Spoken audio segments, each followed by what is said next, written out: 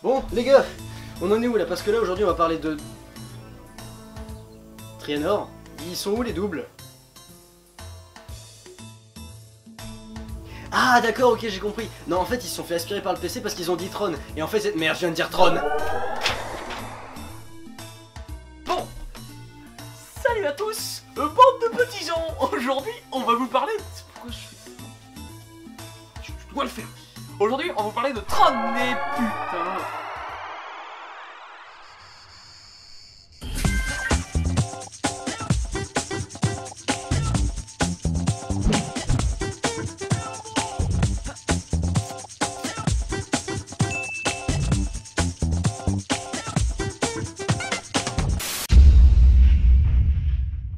Ok, Tron raconte l'histoire de Flynn, un développeur de jeux vidéo qui se fait voler sa place de directeur d'Encom par Dillinger. Chaque soir, aidé de ses potes Alan et Laura, Flynn essaye d'infiltrer le système d'Encom. Le problème, c'est que Encom est protégé par le MCP, un programme très intelligent parce qu'il défait toutes les tentatives de Flynn quand il veut s'infiltrer dans la base. Ok Google. Je dois détruire les humains, sourire.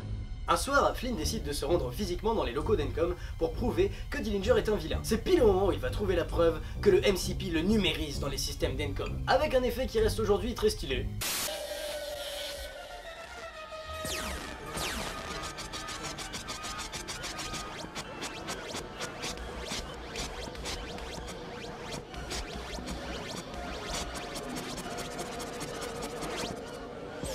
Non, c'est vrai que ça pique. Ah bah t'es là Trianor! Eh ouais les enfants. Arrivé dans le système d'Encom, Flynn rencontre des programmes qui ont la même tête que leur programmeur. Yuri, programmé par Laura, la belle. Tron, El Famoso, qui a été programmé par Alan, ou encore Sark, qui a été programmé par Dillinger. Elvinen Anculé. Les entités du MCP essayent bien évidemment de supprimer Flynn en le lançant dans la grille de jeux d'Encom, des jeux qui sont d'ailleurs très connus aujourd'hui. Flynn les gagne tous, parce que c'est un peu lui qui les a créés en fait. Il revient dans le monde réel, prend la place de Dillinger après avoir prouvé que c'était un vilain, et c'est la fin du film. Ok, génial, et nous on s'en recommande ton PC de merde? Je sais pas, on va finir par trouver, t'inquiète pas. La suite. La production du film a été découpée en plusieurs parties. En première partie, nous avons les scènes qui se passent dans le monde réel qui ont été tournées à Los Angeles, en Californie, avec des lumières hyper bien gérées.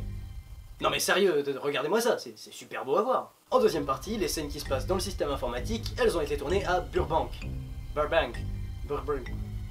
Là-bas.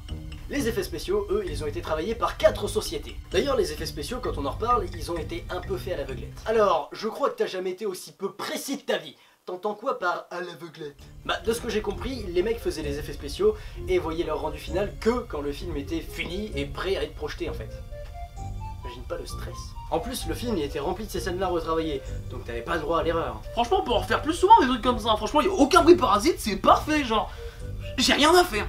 Ouais, bah déjà que d'habitude tu fais pas grand-chose. Ouais, alors par contre, je te préviens, hein, on a beau être dans un PC.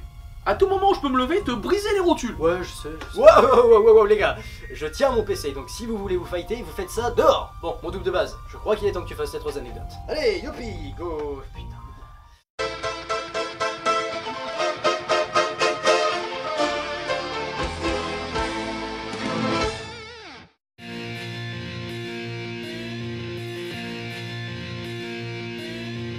Le film, il est sorti en 1982, et vous savez pourquoi faire des effets spéciaux avant 1982 c'était chiant? Parce que ça.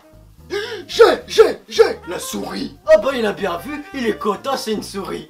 C'est un peu con quand même. Et ouais, parce que avant 1983, les effets spéciaux, tu les faisais sans ta souris. Rien que de le dire, c'est incroyable. Enfin,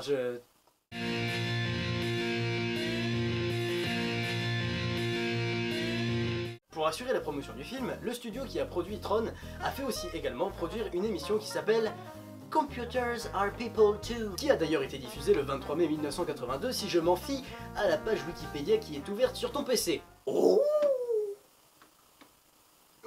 non mais t'es vraiment le dernier des attardés toi. Tu vois une page, tu la fermes comme un gros trou du cul. Non mais je sais pas où ils sont. Hein. Il m'a dit qu'il tournait un truc là, qu'il tournait... Attends. Attends, je crois que ça va couper. Non mais bravo l'artiste, moi je dis, je serai ton père et ta mère en même temps, j'aurais honte de t'avoir fait, tu vois.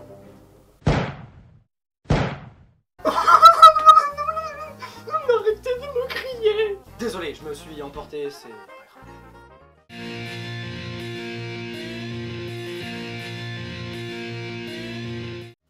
La partie où Flynn se retrouve dans le monde d'Encom ne dure en réalité dans le monde réel du film que quelques secondes. Et oui, vu que les actions se passent dans le système informatique, le temps est mesuré à l'échelle de l'informatique, donc en nanosecondes. Ça a pas l'air d'être le cas pour nous, hein. Non, pas, je dis ça parce que je vois Skulang avec la webcam qui cherche après nous dans la chambre, donc je dis ça... Ah, quoi? Non, vite, faut attirer Skulang vers l'écran. Skulang, Skulang. Voilà, maintenant, t'as pas vu que t'avais pas le droit de rentrer? Skulang. Non, ok. Skulang. Skulang. Skulang. Ah bah quand même. What? Bon, on est bloqué ici à cause d'un virus que quelqu'un m'a foutu, mais je sais pas qui. Non mais faut arrêter le fop-fop, hein. Non mais non, mais non. Oh non, mais arrête putain. Non, non. En fait, pour nous faire sortir d'ici, faut que tu dises une phrase. Ok, je veux dire quoi? T'es sûr? Je suis sûr à 99%. Non, en fait, 50, 30, 30%, 25 on va dire, 25. Non mais dis-le, sinon il va arriver à 0%. Donc tu le dis et tu te pousses du PC. Quand je suis content, je vomis. Souscrivez un abonnement. Vous ne passerez pas. Je suis ton père. Snake. Snake. Brian, c'est bien de la merde.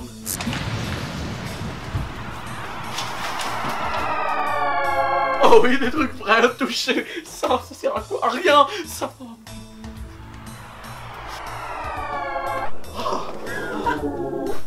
Mais putain. Mais... Sérieux les gars.